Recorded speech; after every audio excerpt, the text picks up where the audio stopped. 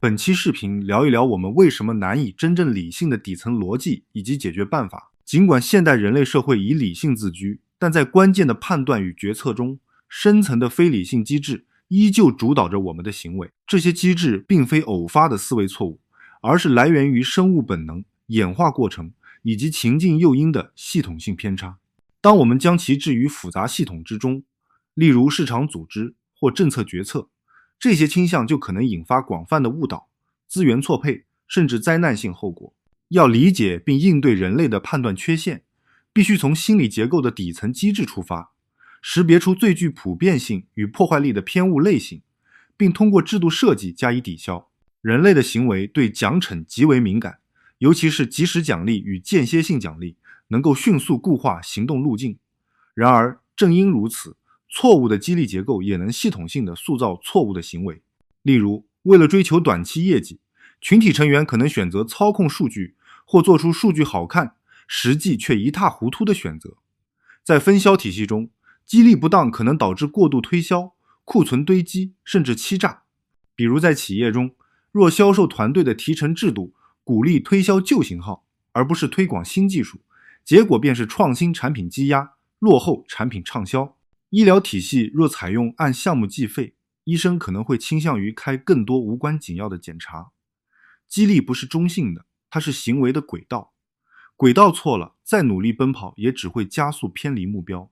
解决此类问题，首要任务是将激励结构与最终目标进行精准对齐，奖励结果而非过程，避免成本加成或时间越长收入越高式的设计。不能让业绩排名驱动短期行为，也不能让人情激励掩盖风险敞口。制度应嵌入流程化的监督机制，独立复合体系与强制透明度，从根本上削弱激励异化的空间。人类对所喜爱的人或观念天然带有美化倾向，反之则容易妖魔化敌对方。这种非理性的好恶情绪不仅影响个人判断，也经常污染集体决策。它让我们忽视对方的优点，把所有行为都解释为恶意。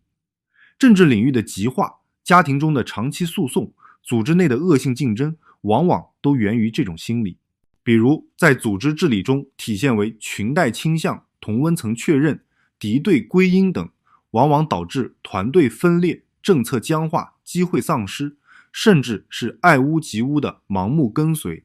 当决策被情感染色，理性便让位于忠诚与归属感。回避此类偏误的关键是将结构化反方机制写入制度中。例如，在重大投资决策中必须设立红队角色，在关键项目中强制提出反对意见，避免让存在亲缘或直接依附关系的人担任关键岗位。对任何主张若不能接受彻底反驳与证伪检验，往往不值得采纳。进化赋予我们尽快下结论的本能，因为在远古环境中，迟疑可能意味着被捕食，但在现代复杂系统中，这种急于定论的倾向常常带来草率的决策。比如，投资人急于买入热门股，陪审团迅速跟随直觉判断，政策制定者因公众压力而仓促定案，怀疑令人焦虑，而下结论则带来暂时的安全感。所以我们要在重大决策中设置冷静期，法院与监管要求听取反方辩护，正是对抗这种倾向的制度化安排。个人则应练习在不确定中停留，接受模糊与延迟。一致性偏误尤为顽固，人一旦在某一立场上投入情感或资源，往往会陷入沉没成本陷阱，即使证据已然反对，也难以自我纠偏。此类路径依赖应通过预设退出条件与周期性逆向复盘加以打破。制度层面应明确奖励及时改变主意，而不是固执坚持。多数人认为自己拥有稳定的价值判断系统，实则不然。人类的认知极度依赖情境，对比顺序与象征常常比实质更能影响判断。比如，先展示高价商品，再介绍中价款式，后者就会显得更划算。轻微的人情馈赠就能显著提高对方顺从度。外貌与表达方式往往比事实更决定我们对人的判断。这一系列倾向背后，是我们对复杂信息处理的本能简化。虽然在简单环境下有效，但在金融、治理、公共决策等复杂系统中，这种类蚂蚁式反应极易被营销和权力利用。应对之道在于打破所见即为全部的错觉。从制度角度，需嵌入双盲评审、去标识化决策机制、坏消息优先通报机制等。从认知角度，应让自己从基数率、先验概率与类型化错误进行训练和校准，这是一场持续的反直觉训练。只有制度化的进行，才能有效抗衡环境误导。相比其他动物，人类的好奇心是最强烈的，这是推动科学、艺术与技术进步的源泉。然而，在现代社会，好奇心往往被体制压抑，教育追求标准答案，组织追逐短期业绩，探索与试错被视为浪费。文明的活力正来自那些不合时宜的好奇心。制度若要避免停滞，就必须保留探索的余地。无论是教育中设置的自由研究，还是企业里允许失败的探索预算，都是给好奇心留下一块安全的土壤。